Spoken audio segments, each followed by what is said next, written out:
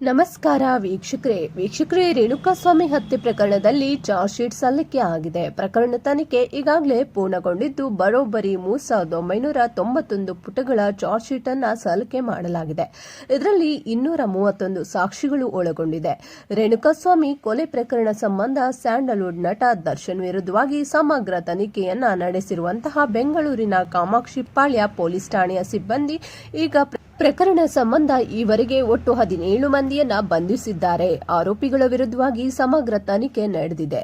ತನಿಖಾಧಿಕಾರಿಗಳು ಈವರೆಗೆ ತಮ್ಮ ತನಿಖೆಯಲ್ಲಿ ಸಂಗ್ರಹ ಆಗಿರುವ ಸಾಕ್ಷಿಗಳ ಆಧಾರದ ಮೇಲೆ ಚಾರ್ಜ್ ಶೀಟ್ ಅನ್ನು ಸಲ್ಲಿಕೆ ಮಾಡಿದ್ದಾರೆ.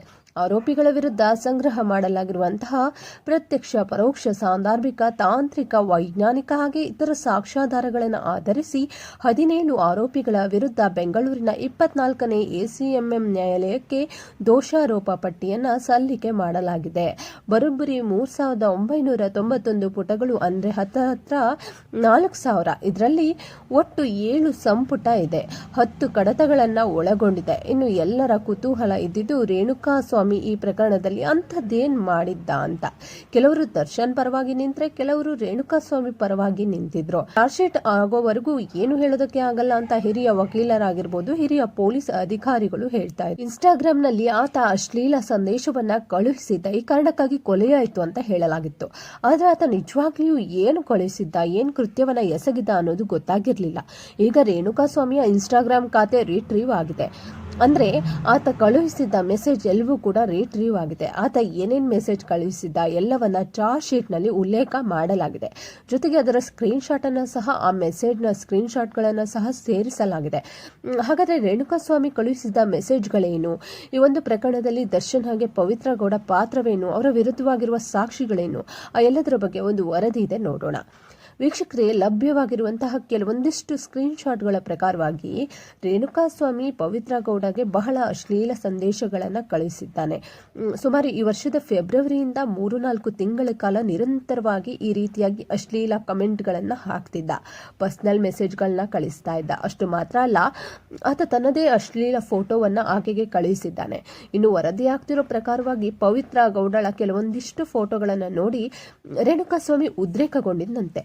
ಅಲ್ಲಿಂದ ಆತ ಈ ರೀತಿಯ ಅಶ್ಲೀಲ ಸಂದೇಶದ ಮೂಲಕವಾಗಿ ವಿಕೃತಿಯನ್ನು ಮೆರೆಯೋದಕ್ಕೆ ಶುರು ಮಾಡಿದ್ದಾನೆ. ಫೋಟೋಗಳನ್ನು ನೋಡಿ ಹೊಗಳೋದಕ್ಕೆ ಮೆಸೇಜ್ಗಳನ್ನು ಅಥವಾ ಕಮೆಂಟ್ಗಳನ್ನ ಹಾಕೋದು ಬೇರೆ ಬೇರೆ. ಆದರೆ ಇಲ್ಲಿ ರೇಣುಕಾಸ್ವಾಮಿ ಅಶ್ಲೀಲವಾಗಿ ವಿಕೃತಿಯನ್ನು ಮೆರೆಯುವ ರೀತಿಯಲ್ಲಿ ಕೆಟ್ಟ ಸಂದೇಶಗಳನ್ನು ಕಳಿಸೋದಕ್ಕೆ ಶುರು ಮಾಡಿದ್ದಾನೆ. ಅದು ಯಾವಾಗ ಮಿತಿ ಮೀರ್ತಾ ಹೋಯಿತು, ಯಾವಾಗ ಆತ ತನ್ನದೇ ಅಶ್ಲೀಲ ಫೋಟೋಗಳನ್ನು ಕಳಿಸೋದಕ್ಕೆ ಶುರು ಮಾಡಿದ್ದಾನೆ, ಆಗ ಎಂಥವರಿಗಾದ್ರೂ ಒಂದೊಮ್ಮೆ ಸಿಟ್ಟನ್ನು ತರಿಸತ್ತೆ.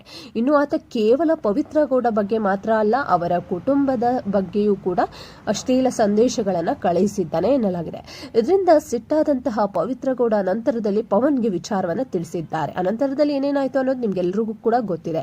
ರೇಣುಕಾಸ್ವಾಮಿ ಆಕೆಗೆ ಕಳುಹಿಸಿದ್ದ ಚಾಟ್ನ ಸ್ಕ್ರೀನ್ ಶಾಟ್ ಅನ್ನು ಕೂಡ ನೀವು ನೋಡ್ತಾ ಇದ್ದೀರಿ. ಇದರಲ್ಲಿ ಕೆಲವೊಂದಿಷ್ಟು ಮೆಸೇಜ್ಗಳನ್ನ ಬ್ಲರ್ ಮಾಡಲಾಗಿದೆ. ಅಶ್ಲೀಲ ಫೋಟೋಗಳು, ಅಶ್ಲೀಲ ಸಂದೇಶ ಇರುವ ಕಾರಣಕ್ಕಾಗಿ ಕೆಲವೊಂದಷ್ಟನ್ನ ಬ್ಲರ್ ಮಾಡಲಾಗಿದೆ. ಆತ ಫೆಬ್ರವರಿಯಿಂದ ನಿರಂತರವಾಗಿ ಪವಿತ್ರ ಗೌಡಗೆ ಕಳುಹಿಸಿದ್ದ ಮೆಸೇಜ್ಗಳನ್ನ, ಇನ್ಸ್ಟಾಗ್ರಾಮ್ ಚಾಟ್ಗಳನ್ನ, ಮಾಹಿತಿಯನ್ನ ಪೊಲೀಸರು ಕಲೆ ಹಾಕಿದ್ದಾರೆ.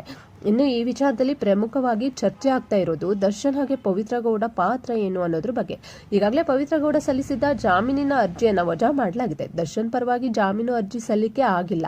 ಇನ್ನು ಪ್ರಕರಣದಲ್ಲಿ ಚಾರ್ಜ್ ಶೀಟ್ ಪ್ರಕಾರ ದರ್ಶನ್ ಅವರನ್ನ 2ನೇ ಆರೋಪಿಯಾಗಿ ಮುಂದುವರಿಸಲಾಗಿದೆ. ಅವರ ವಿರುದ್ಧವಾಗಿ ಗಂಭೀರ ಆರೋಪಗಳು ಚಾರ್ಜ್ ಶೀಟ್ನಲ್ಲಿ ಬಹಳ ಸ್ಟ್ರಾಂಗ್ ಸಾಕ್ಷಿಗಳ ಜೊತೆಗೆ ಆರೋಪ ಇರುವಂತದ್ದು. ಚಾರ್ಜ್ ಶೀಟ್ನಲ್ಲಿ ಉಲ್ಲೇಖ ಆಗಿರುವ ಅಂಶಗಳನ್ನ, ಸಾಕ್ಷಿಗಳನ್ನ ನೋಡ್ತಾ ಇದ್ರೆ ಇದರಿಂದ ದರ್ಶನ್ ಅವರು ತಪ್ಪಿಸಿಕೊಳ್ಳೋದಕ್ಕೆ ಅಷ್ಟು ಸುಲಭದ ಮಾತಲ್ವೇ ಅಲ್ಲ. ಮುಖ್ಯವಾಗಿ ಕಿಡ್ನಾಪ್ ಮಾಡಿಸಿದ್ದು, ಹಲ್ಲೆ ಮಾಡಿದ್ದು, ಕೊಲೆ ನಡೆದ ಬಳಿಕ ಅದನ್ನ ಮುಚ್ಚಿ ಹಾಕೋಕೆ ಹಣ ನೀಡಿದ್ದು ಅನ್ನೋದು ಚಾರ್ಜ್ ಶೀಟ್ನಲ್ಲಿ ಉಲ್ಲೇಖ ಆಗಿದೆ. ಅಷ್ಟು ಮಾತ್ರ ಅಲ್ಲ, ಅದಕ್ಕೆ ಸಾಕ್ಷಿಗಳಿದೆ. ದರ್ಶನ್ ಅವರು ಕೊಲೆ ನಡೆದ ಸ್ಥಳದಲ್ಲಿ ಇರೋದು, ಹಾಗೆ ಕೊಲೆ ಬಳಿಕ ಸ್ಥಳದಿಂದ ಪರಾರಿಯಾದ ದೃಶ್ಯ ಸಿಸಿಟಿವಿಯಲ್ಲಿ ಸೆರೆಯಾಗಿದೆ. ಅದು ಸಹ ಚಾರ್ಜ್ ಶೀಟ್ನಲ್ಲಿ ಉಲ್ಲೇಖ ಆಗಿದೆ. ಇನ್ನು ಪ್ರಮುಖವಾಗಿ ದರ್ಶನ್ ಬಟ್ಟೆ ಮತ್ತು ಶೂನಲ್ಲಿ ರೇಣುಕಾಸ್ವಾಮಿ ರಕ್ತ ಇರುವುದು ಕೂಡ ಪತ್ತೆಯಾಗಿದೆ. ಇದಕ್ಕೆ ಸಾಕ್ಷಿಗಳು ಕೂಡ ಸಿಕ್ಕಿದೆ. ಹೀಗಾಗಿ ದರ್ಶನ್ ಹಲ್ಲೆ ಮಾಡಿರುವ ಬಗ್ಗೆ ಮತ್ತು ಕೊಲೆಯಲ್ಲಿ ಭಾಗಿಯಾಗಿರುವ ಬಗ್ಗೆ ಚಾರ್ಜ್ ಶೀಟ್ನಲ್ಲಿ ದೃಢಪಟ್ಟಿದೆ. ಅದೇ ರೀತಿಯಾಗಿ ಪವಿತ್ರ ಗೌಡ ವಿಚಾರ, ಪವಿತ್ರ ಗೌಡ ಸಹ ಈ ಒಂದು ಕೊಲೆ ಪ್ರಕರಣದಲ್ಲಿ ಭಾಗಿಯಾಗಿದ್ದಾರೆ ಅನ್ನೋದು ಪ್ರಬಲವಾದಂತಹ ಸಾಕ್ಷಿಗಳಿದೆ. ಚಾರ್ಜ್ ಶೀಟ್ ಸಲ್ಲಿಕೆಯಾದ ನಂತರದಲ್ಲೂ ಒಂದು ವೇಳೆ ಜಾಮೀನಿಗೆ ಅರ್ಜಿ ಸಲ್ಲಿಸಿದ್ರೆ ಆಗ್ಲೂ ಕೂಡ ಅರ್ಜಿ ತಿರಸ್ಕಾರ ಆಗೋದ್ರಲ್ಲಿ ಯಾವುದೇ ಅನುಮಾನ ಇಲ್ಲ. ಯಾಕಂದ್ರೆ ಪವಿತ್ರ ಗೌಡ ಕೊಲೆ ಮಾಡೋದಕ್ಕೆ ಮೂಲ ಕಾರಣ ಅನ್ನೋದು ಚಾರ್ಜ್ ಶೀಟ್ ನಲ್ಲಿ ಉಲ್ಲೇಖ ಆಗಿದೆ. ಎಲ್ಲವೂ ಶುರುವಾಗಿದ್ದೇ ಪವಿತ್ರ ಗೌಡ ಅವರಿಂದ. ಅದಕ್ಕೆ ಅವರನ್ನ A1 ನಲ್ಲಿ ಇಟ್ಟಿದ್ದಾರೆ. ಇದಲ್ಲದೆ ಹಲ್ಲೆ ನಡೆಸುವ ಸ್ಥಳದಲ್ಲಿ ಅಂದ್ರೆ ಪಟ್ಟಣಗೆರೆ ಶೆಡ್ ನಲ್ಲಿ ಅವರು ಹಾಜರಾಗಿದ್ರು. ರೇಣುಕಾಸ್ವಾಮಿಯ ಚಪ್ಪಲಿಯಲ್ಲಿ ಹೊಡೆದಿರೋದು ಸಹ ಅಧಿಕೃತ ಆಗಿದೆ. ಸಿಸಿಟಿವಿಯಲ್ಲಿ ಪವಿತ್ರ ಗೌಡ ಸೆರೆಯಾಗಿದ್ದಾರೆ. ಅಷ್ಟು ಮಾತ್ರ ಅಲ್ಲ, ಅದಕ್ಕೆ ಟೆಕ್ನಿಕಲ್ ಸಾಕ್ಷಿಯನ್ನು ಸಹ ಒದಗಿಸಲಾಗಿದೆ. ಪವಿತ್ರ ಗೌಡ ಮೊಬೈಲ್ ಕೃತ್ಯದ ಸ್ಥಳದಲ್ಲಿ ಅಂದ್ರೆ ಪಟ್ಟಣಗೆರೆ ಶೆಡ್ ಬಳಿಯಲ್ಲಿ ಆಕ್ಟಿವ್ ಆಗಿತ್ತು. ಇದೇ ರೀತಿಯಲ್ಲಿ ಉಳಿದವರ ಪಾತ್ರದ ಬಗ್ಗೆಯೂ ಉಲ್ಲೇಖ ಮಾಡಲಾಗಿದೆ. ಇನ್ನು ಪವಿತ್ರ ಮನೆಯಲ್ಲಿ ಜಪ್ತಿ ಮಾಡಿರುವಂತಹ ಚಪ್ಪಲಿ ಫೋಟೋ, ಆಕೆಯ ಇನ್ಸ್ಟಾಗ್ರಾಮ್ ಖಾತೆಗೆ ಬಂದಂತಹ ಮೆಸೇಜ್ಗಳು, ಜೊತೆಗೆ ರೇಣುಕಾಸ್ವಾಮಿ ಮೃತದೇಹದ 4 ಫೋಟೋಗಳ ಬಗ್ಗೆಯೂ ಉಲ್ಲೇಖ ಮಾಡಲಾಗಿದೆ. ಇನ್ನು ಲಾರಿ ಮುಂದೆ ಬಿದ್ದಿದ್ದ ರೇಣುಕಾಸ್ವಾಮಿ ಕೊಲೆಯ ಫೋಟೋ, CFSLನ ರಿಪೋರ್ಟ್ಗಳು, ಮೆಡಿಕಲ್ ರಿಪೋರ್ಟ್ಗಳು, ದರ್ಶನ್ ಮನೆಯಲ್ಲಿ ಇದ್ದ ದೊಣ್ಣೆ ಹಾಗೆ ಬೆಲ್ಟ್ ವಶಕ್ಕೆ ಪಡೆದಂತಹ ಪೊಲೀಸರು ಇದಲ್ಲದೆ ಮಾಹಿತಿಯನ್ನು ಚಾರ್ಜ್ ಶೀಟ್ನಲ್ಲಿ ಹಾಕಿದ್ದಾರೆ. ರೇಣುಕಾಸ್ವಾಮಿಯ ಮರಣೋತ್ತರ ಪರೀಕ್ಷೆಯಿಂದ ಹಿಡಿದು FSL ರಿಪೋರ್ಟ್ಗಳು, ವೈದ್ಯಕೀಯ ವರದಿಗಳು, ಪಂಚನಾಮೆ ಪ್ರತಿಗಳು, ಮಹಜರು ಕಾಪಿಗಳು, ಆರೋಪಿಗಳ ಹೇಳಿಕೆ ಕಾಪಿಗಳು, ಸಾಕ್ಷಿಗಳ ಹೇಳಿಕೆ, ಕಸ್ಟಡಿ ವೇಳೆ ಆರೋಪಿಗಳ ವೈದ್ಯಕೀಯ ತಪಾಸಣೆಯ ಪ್ರತಿಗಳು, ಸಾಕ್ಷ್ಯಾಧಾರಗಳ ಪ್ರತಿಗಳು ಇವೆಲ್ಲವೂ ಇದರಲ್ಲಿ ಸೇರ್ಕೊಂಡಿದೆ. ಇನ್ನು ಚಾರ್ಜ್ ಶೀಟ್ ಸಲ್ಲಿಕೆಯ ನಂತರದಲ್ಲಿ ಪೊಲೀಸರು ಇನ್ನೊಂದು ನಿರ್ಧಾರಕ್ಕೆ ಮುಂದಾಗಿದ್ದಾರೆ. ಸ್ಪೆಷಲ್ ಕೋರ್ಟ್ ಅಥವಾ ತ್ವರಿತ ಕೋರ್ಟ್ಗೆ ಈ ಒಂದು ಪ್ರಕರಣ ನೀಡೋದಕ್ಕೆ ಸರ್ಕಾರ ಮನವಿಯನ್ನ ಮಾಡೋದಕ್ಕೆ ನಿರ್ಧಾರ ಮಾಡಿದ್ದಾರೆ.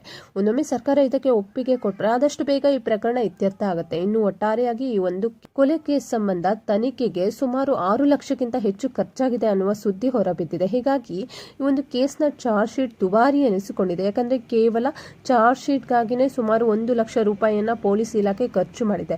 ಇದರಲ್ಲಿ 90,000 ರೂಪಾಯಿ ಚಾರ್ಜ್ ಶೀಟ್ಗಾಗಿ ಖರ್ಚು ಮಾಡಿದ್ರೆ ಉಳಿದ 10,000 ರೂಪಾಯಿ ಕವರ್ ಬೈಂಡಿಂಗ್ಗೆ ಖರ್ಚು ಮಾಡಲಾಗಿದೆ ಎನ್ನಲಾಗಿದೆ. 17 ಆರೋಪಿಗಳಿಗೂ ಒಂದೊಂದು ಕಾಪಿ ಚಾರ್ಜ್ ಶೀಟ್ ಅನ್ನ ಸಲ್ಲಿಕೆ ಮಾಡಬೇಕು. ಹೀಗಾಗಿ ಇಷ್ಟು ಖರ್ಚಾಗಿರುವಂತದ್ದು. ಇದಲ್ಲದೆ ನ್ಯಾಯಾಲಯಕ್ಕೆ ಕೊಡಬೇಕು, ವಕೀಲರಿಗೆ ಕೊಡಬೇಕು, ಇವೆಲ್ಲವೂ ಸೇರಿ ಒಟ್ಟು 22 ಸೆಟ್ ಅನ್ನ ಕೊಡಬೇಕು. ಸುಮಾರು 3 ದಿನಗಳಿಂದ ಚಾರ್ಜ್ ಶೀಟ್ ನಲ್ಲಿ ಯಾವುದೇ ತಪ್ಪಾಗದ ರೀತಿ ಎಚ್ಚರಿಕೆಯನ್ನು ವಹಿಸಲಾಗಿದೆ. ಇನ್ನು ಈ ಪ್ರಕರಣದಲ್ಲಿ ಈ ಹಿಂದಿನಿಂದಲೂ ಶಾಕಿಂಗ್ ಅಂಶಗಳು ಬಯಲಾಗಿದೆ. ಈಗ ಚಾರ್ಜ್ ಶೀಟ್ ನಂತರದಲ್ಲಿ ಮತ್ತಷ್ಟು ಶಾಕಿಂಗ್ ಅಂಶಗಳು ಬಯಲಾಗಿದೆ. ರೇಣುಕಾಸ್ವಾಮಿಯ ಶವವನ್ನ ಎಸೆದು ಎಣ್ಣೆ ಪಾರ್ಟಿ ಮಾಡಿದ್ರು ಆರೋಪಿಗಳು ಅನ್ನುವ ಶಾಕಿಂಗ್ ಅಂಶ ಬಯಲಾಗಿದೆ. ರೇಣುಕಾಸ್ವಾಮಿ ಹತ್ಯೆಯಾದ ಬಳಿಕ ಮೃತದೇಹವನ್ನ ಅದೇ ದಿನ ರಾತ್ರಿ ವಿಲೇವಾರಿ ಮಾಡಿದ್ರು.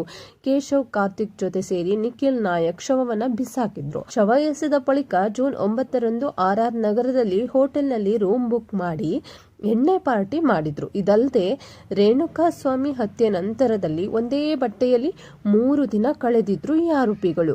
ಬಟ್ಟೆ ಬದಲಾಯಿಸದೆ ಓಡಾಟ, ಬಟ್ಟೆ ಬದಲಾಯಿಸದೆ ಎಣ್ಣೆ ಪಾರ್ಟಿ, ಅಂದ್ರೆ ಶವ ವಿಲೇವಾರಿ ಮಾಡಿದಾಗಿನಿಂದ ಒಂದೇ ಬಟ್ಟೆಯಲ್ಲಿ ಆರೋಪಿಗಳು ಇದ್ರು. ಇವೆಲ್ಲವೂ ಕೂಡ ಚಾರ್ಜ್ ಶೀಟ್ ನಲ್ಲಿ ಉಲ್ಲೇಖ ಮಾಡಲಾಗಿದೆ. ಇನ್ನು ನಟ ದರ್ಶನ್ ಚಾರ್ಜ್ ಶೀಟ್ ನಂತರದಲ್ಲಿ ಅವರಿಗೆ ಏನಾದ್ರೂ ಜಾಮೀನು ಸಿಗುತ್ತಾ ಅನ್ನೋದ್ರ ಬಗ್ಗೆಯೂ ಸಹ ಚರ್ಚೆ ಆಗ್ತಾ ಇದೆ. ಆದ್ರೆ ಅದರ ಯಾವುದೇ ಲಕ್ಷಣಗಳು ಕೂಡ ಕಾಣಿಸ್ತಾ ಇಲ್ಲ. ಯಾಕಂದ್ರೆ ಪ್ರತಿಯೊಂದು ಹಂತದಲ್ಲೂ ಇಲ್ಲಿ ಪ್ರಕರಣದಲ್ಲಿ ದರ್ಶನ್ ಪಾತ್ರವನ್ನೇ ಕೇಸ್ ಎತ್ತಿ ಹಿಡಿತಾ ಇದೆ.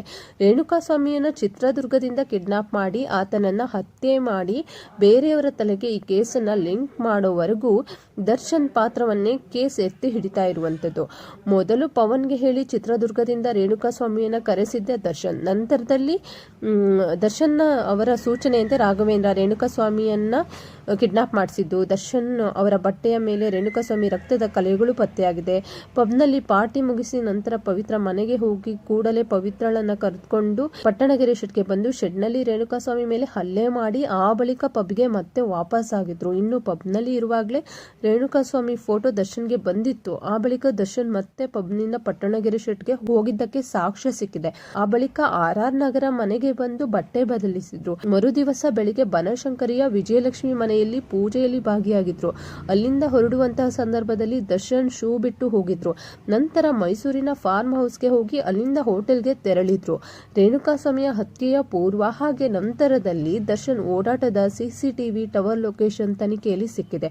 CCTV ದೃಶ್ಯಗಳಿಗೂ ಟವರ್ ಲೊಕೇಶನ್ಗಳಿಗೂ ಮ್ಯಾಚ್ ಆಗಿದೆ. ಪ್ರತಿ ಹಂತದಲ್ಲೂ ದರ್ಶನ್ ನೋಡಿದ ವಿಟ್ನೆಸ್ಗಳು ಹಾಗೂ ಚಿಕ್ಕಣ್ಣ ಸೇರಿದಂತೆ ಅನೇಕ ಸಾಕ್ಷಿಗಳ ಹೇಳಿಕೆಗಳು ಉಲ್ಲೇಖ ಮಾಡಲಾಗಿದೆ. ಇನ್ನು ಅದಕ್ಕಿಂತ ಮುಖ್ಯವಾಗಿ ಪ್ರದೋಷ್ ಮೊಬೈಲ್ನಲ್ಲಿ ಘಟನೆಗೆ ಸಂಬಂಧಿಸಿದ ಒಂದು ವಿಡಿಯೋ ಇತ್ತು.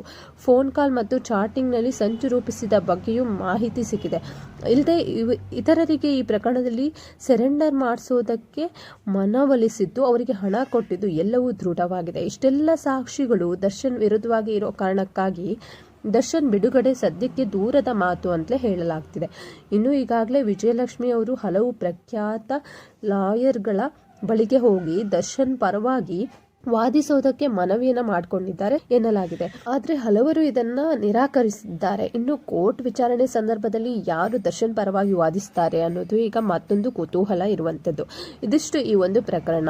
ಹಾಗಾದ್ರೆ ಈ ಬಗ್ಗೆ ನೀವೇನಂತೀರಾ? ನಿಮ್ಮ ಅನಿಸಿಕೆ ಅಭಿಪ್ರಾಯವನ್ನ ಕಮೆಂಟ್ ಮೂಲಕ ತಿಳಿಸಿ. ವೀಕ್ಷಕರೇ, ವಿಡಿಯೋ ನೋಡಿದ್ದಕ್ಕಾಗಿ ಧನ್ಯವಾದಗಳು.